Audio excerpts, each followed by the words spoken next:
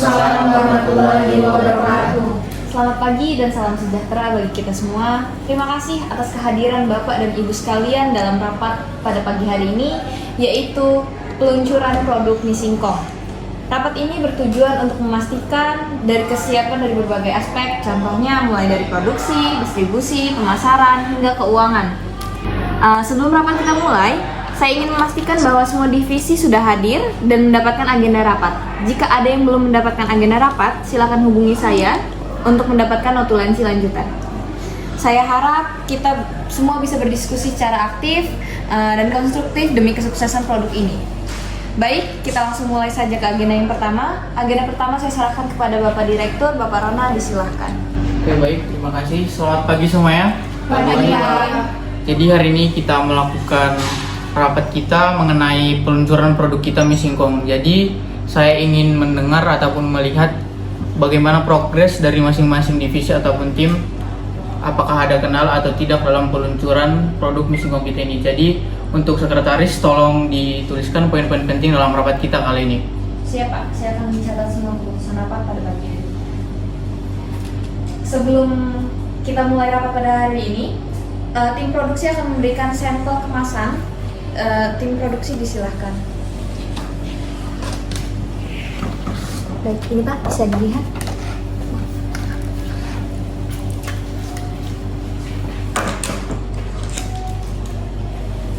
Baik, rapat akan saya mulai. Namun sebelumnya saya akan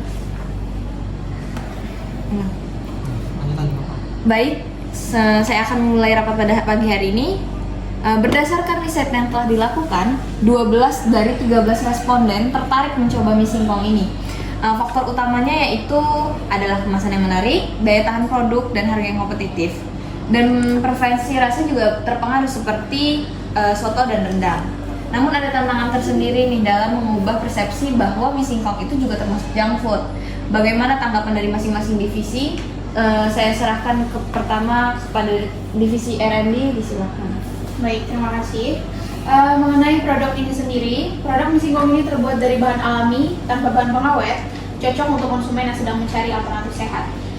Produk ini telah melalui berbagai uji coba, jadi kami sudah memastikan tekstur bisa tetap kenyal meskipun tanpa bahan pengawet. Namun kita punya sedikit kendala dalam daya tahan produk di suhu tertentu. Kami butuh koordinasi dengan tim produksi untuk memastikan penyimpanan tetap optimal. Oke, kami bisa menyesuaikan metode kemasan agar lebih tahan lama. Kita juga bisa diskusikan masalah ini lebih lanjut. Selain itu, tanpa inovasi di sisi formulasi, produk ini juga tidak akan menonjol. Jadi kita harus bisa menemukan keseimbangan antara rasa, daya tahan, dan nilai ketahanan dari produk mie singkong ini sendiri. Tapi menurut saya formulasi bagus saja tidak cukup. Kita harus memastikan bahwa proses produksinya bisa dilakukan secara efisien. Kalau tidak, akibatnya biaya akan membengkak. Setuju juga, jangan sampai karena kita terlalu fokus pada inovasi, kita lupa sama proses produksi ataupun harga jual kita. Pastikan masalah terselesaikan sebelum kita melakukan produksi besar-besaran. Jadi kita tidak bisa mengambil risiko jika produk kita cepat rusak di pasaran. Saat ini, kami siap memproduksi sekitar 2.000 bungkus per hari. Namun, kami butuh kepastian dari tim logistik terkait pengiriman bahan baku dan distribusi produk. Oke, terkait pengiriman bahan baku dan distribusi produk, kami dari divisi logistik telah bekerja sama dengan perusahaan distributor untuk mengatur pengiriman produk ke pengecer dan konsumen. Jadwal pengiriman sudah kami susun untuk memastikan produk tersedia di pasar sesuai tanggal launchingnya. Divisi produksi juga harus terus memastikan stok bahan baku itu tetap aman untuk menjaga kelancaran produksi. Karena kalau stok bahan baku tidak aman, maka produksi kita akan terganggu. Kita bisa mempertimbangkan mengenai supplier alternatif dalam hal ini. Jadi saya akan mencoba mencari opsi lain agar kita tidak bergantung hanya pada satu pemasok saja. Benar, jangan sampai ada masalah dalam suplai bahan baku. Jika perlu, kita tambah lagi pemasok yang baru. Izin masuk, berdasarkan hasil riset, ternyata masih banyak orang yang menganggap mie singkong itu tidak sehat. Kita harus aktif di media sosial dengan kampanye edukatif dan bekerja sama dengan influencer. Kami sudah menyiapkan strategi kampanye digital termasuk teaser, soft launch, dan kerjasama dengan influencer. Kami juga rencanakan giveaway di media sosial untuk meningkatkan engagement sebelum peluncuran tersebut. Sementara itu Pak, dari tim marketing lapangan sendiri akan mengadakan demo produk di supermarket dan juga komunitas pecinta makanan sehat. Apakah ada ide untuk produk ini Pak? Karena restoran dan kafe sebagai mie alternatif.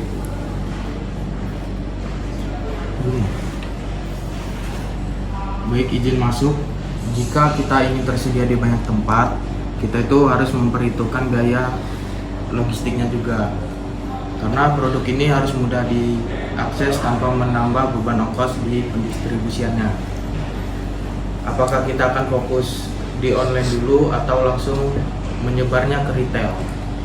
Menurut saya, kita bisa mulai di online untuk melihat respon pasar, lalu memperluas ke offline jika permintaan terus stabil, terutama minimarket yang menjadi target pasar.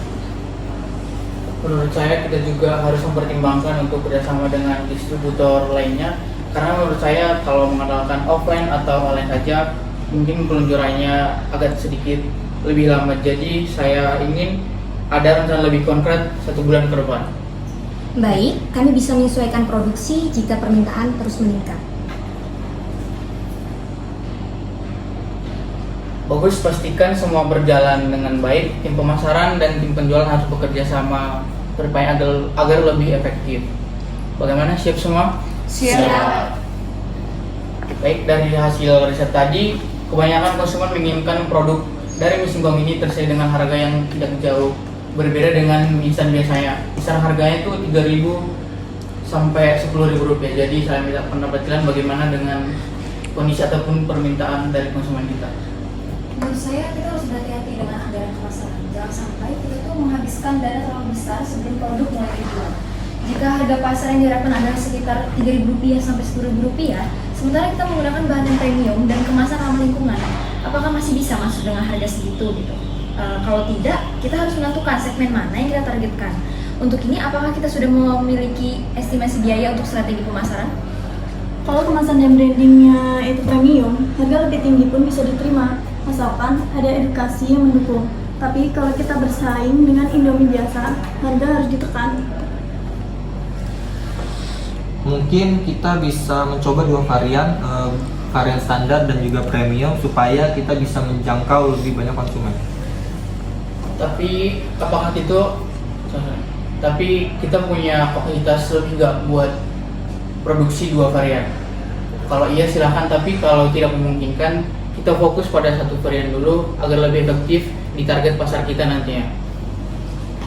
Bagaimana jika permintaan pasar lebih besar dari perkiraan awal? Apa kita siap meningkatkan kapasitas produksi?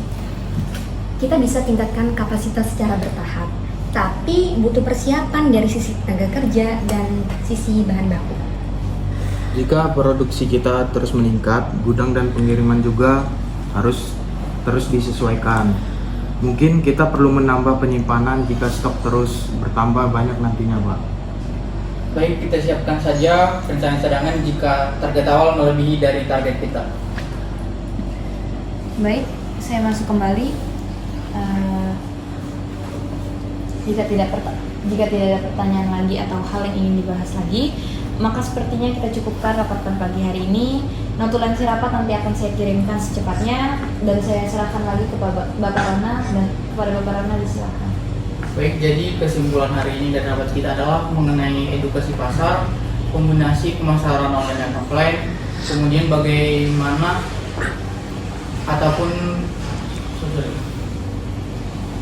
Baik, jadi kesimpulan pada rapat kita kali ini adalah edukasi pasar, kombinasi pemasaran offline dan online, serta kemungkinan adanya 2 varian dari produk kita. Kita juga akan mengutamakan efisiensi produk dan distribusi agar produk ini bisa diterima dengan baik.